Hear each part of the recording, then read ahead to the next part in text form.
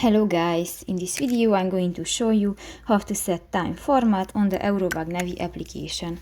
But first of all, I just want to mention, please don't forget to subscribe to our channel, because at 100,000 subscribers we are going to show you our YouTube revenue statistics and growth strategy, how to make money online. So let's jump into it.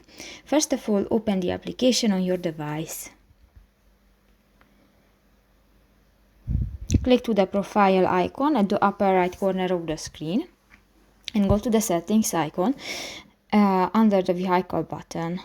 Here go to the fourth option, the nav views and units, and in the units section you can find the third option, the time format. You can find 4 options and you can use different formats. Actually I use the follow system preference, and just select one and click that and done. So that's pretty much it for this video guys. See you in the next one. Bye bye.